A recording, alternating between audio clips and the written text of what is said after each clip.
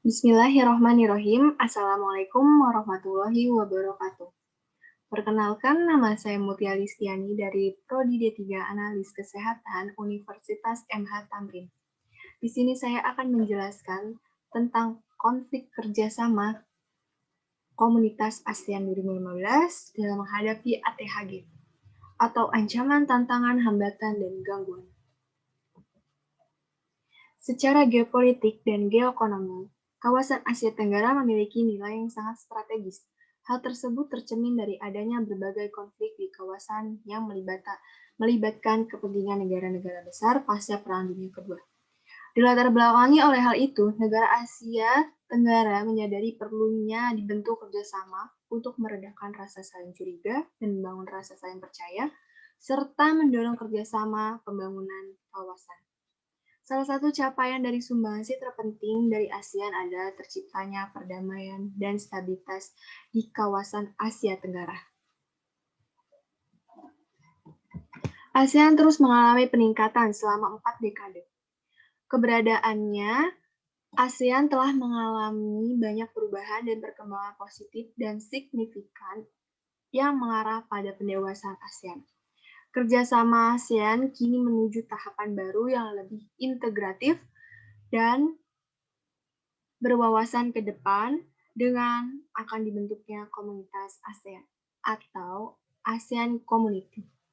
Pada tahun 2015, yang dipicu oleh munculnya isu-isu dan peristiwa global seperti masalah terorisme, lingkungan hidup, meningkatnya situasi persaingan, dan ketegangan di antara negara-negara besar di kawasan, isu persenjataan nuklir, dan sebagainya. Konsep politik luar negeri Indonesia bebas aktif. Apa ini?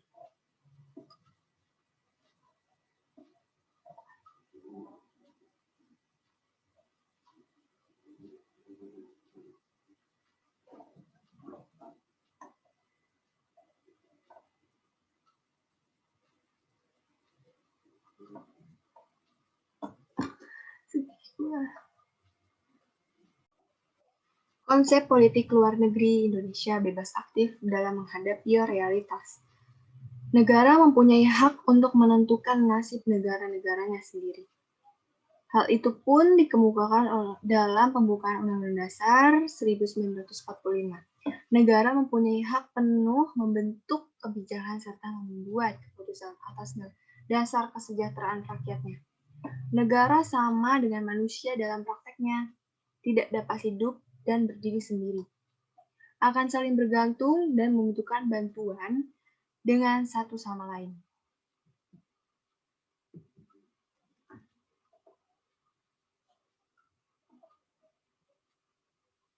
Tercetusnya konsep politik bebas aktif sangat berpengaruh dari sejarah besar yang pernah terjadi.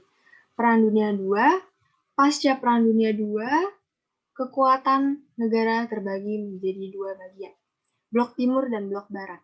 Blok Timur dengan kekuatan besar dari Cina, sedangkan Blok Barat kekuatan terbesar dari Amerika.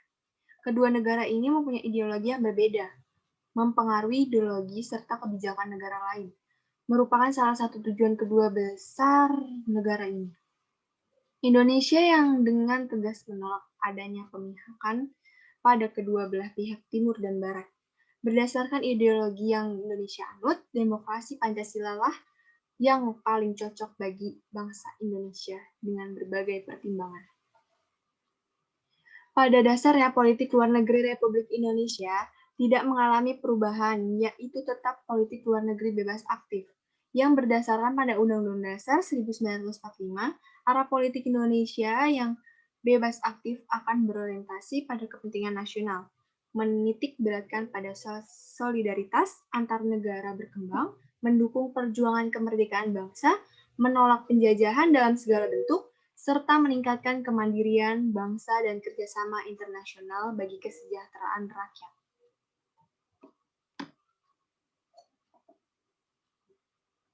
Politik luar negeri Indonesia yang bebas aktif tidak hanya dijadikan sebagai konsep saja, melainkan juga sebagai strategis politik luar negeri dalam menghadapi kepentingan negara Indonesia. Indonesia dengan bebas dapat menjalin kerjasama terutama dalam bidang ekonomi. Kerjasama yang bebas ini dapat membantu meningkatkan ekonomi di Indonesia. Indonesia juga dengan mudah dapat berteman dan menjalin hubungan diplomasi dengan negara mana saja. Pasar Indonesia dapat dimasuki dari berbagai asal investor yang dapat memacu perkembangan ekonomi Indonesia. Kerjasama yang dilakukan tidak hanya sebatas ekonomi saja, namun di berbagai bidang. ASEAN sudah berdiri lama dan sampai saat ini masih berjalan dengan masih sangat efektif. Dengan berdirinya ASEAN, stabilitas keamanan regional lebih terjaga serta keamanan regional dapat berlangsung dengan lancar. Kerjasama antar negara regional dapat terjamin kelangsungan ASEAN yang merupakan salah satu institusi regional yang paling stabil dan pula dapat terlihat hasil nyata kerjasama antar negaranya. Masuknya Indonesia sebagai anggota PBB merupakan salah satu wujud ikut sertanya Indonesia dalam perdamaian serta ketertiban dunia. Indonesia telah juga beberapa kali mengirimkan pasukan Garuda atau pasukan perdamaian dunia di bawah bendera PBB dalam permasalahan keamanan serta mewujudkan perdamaian di daerah-daerah perang seperti di Timur Tengah, Vietnam, dan Kamboja. Demi menjunjung tinggi HAM dan atas kemanusiaan, Indonesia juga mengirim beberapa relawan serta bantuan pada negara Palestina.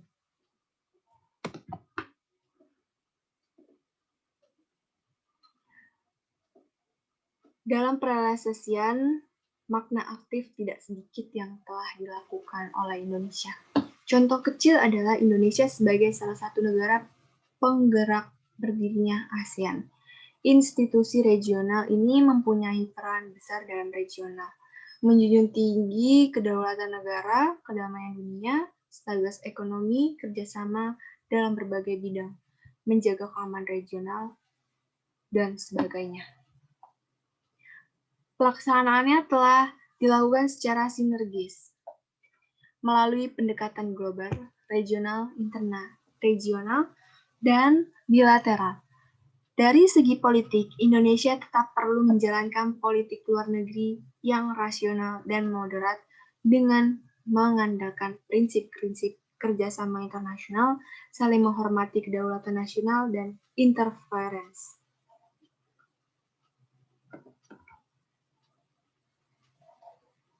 Sejalan dengan krisis ekonomi yang menimpa Indonesia, maka dari segi ekonomi, upaya-upaya diplomasi Indonesia diarahkan pada usaha memanfaatkan peluang dan mengatasi tantangan yang timbul dari arus globalisasi untuk meningkatkan ekspor non-migas, mengupayakan meningkatnya arus investasi asing dan kerjasama keuangan.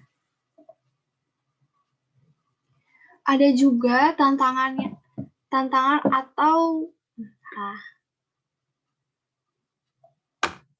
mana ini? Ini mana?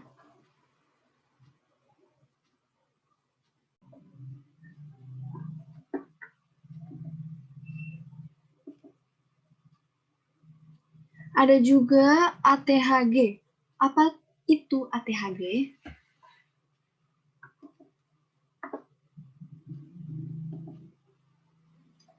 Yang pertama ada ancaman. Ancaman merupakan salah satu bentuk usaha yang bersifat untuk mengubah atau merombak kebijaksanaan yang dilakukan secara konsepsional melalui segala tindakan kriminal dan politis. Ancaman militer ini sendiri merupakan ancaman yang menggunakan kekuatan bersenjata, teror organisasi, dan dinilai memiliki kemampuan yang berbahaya terhadap kedaulatan negara, keutuhan wilayah negara, dan keselamatan segenap bangsa. Ancaman militer dapat berasal dari dalam maupun luar negeri. Beberapa macam ancaman dan gangguan pertahanan dan keamanan negara. Yang pertama, ada dari luar negeri, yang berisi agresi, pelanggaran wilayah oleh negara lain, spionase atau mata-mata, sabotase, serta aksi teror dari jaringan internasional. Yang kedua, dari dalam negeri. Ada pemberontakan bersenjata, konflik horizontal, aksi teror, sabotase, aksi kekerasan, berbau sara, serta gerakan separatis perusakan lingkungan. Ancaman non-militer merupakan ancaman yang tidak bisa bersenjata, tetapi apabila tetap dibiarkan akan membahayakan kedaulatan negara, keutuhan wilayah negara, dan keselamatan segenap bangsa.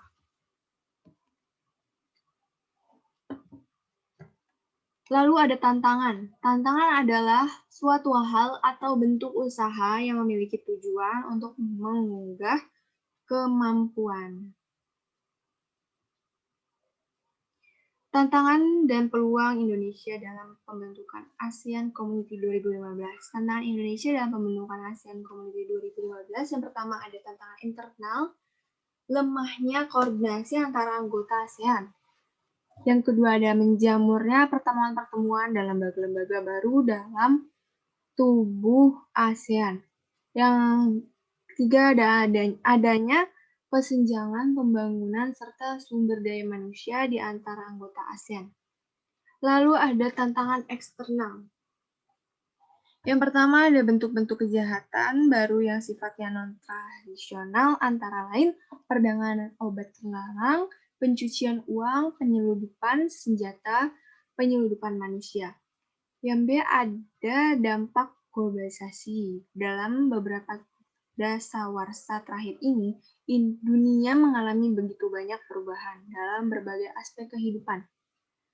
Lalu terakhir ada terorisme. Pada saat ini hampir tidak ada satupun kawasan yang bebas dari ancaman teroris.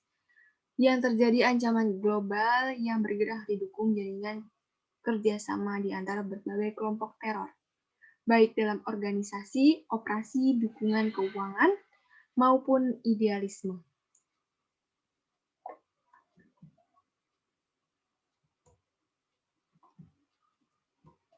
Lalu ada tantangan peluang Indonesia dalam pembentukan ASEAN Community 2015 di bidang keamanan.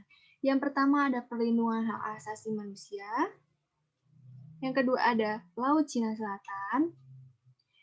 Perlindungan hak asasi manusia. Dalam rangka pemajuan dan perlindungan hak asasi manusia, ASEAN telah membentuk Komisi Hak Asasi Manusia antar pemerintah ASEAN pada KTT ASEAN ke-15 di Chaan, Huin, Thailand pada 23 Oktober 2009. Ini merupakan sebuah badan konsultatif antar pemerintah ASEAN dan menjadi bagian integral dalam struktur organisasi ASEAN, dan lembaga ini merupakan lembaga HAM di ASEAN yang bersifat menyeluruh dan bertanggung jawab. Lalu ada Laut Cina Selatan.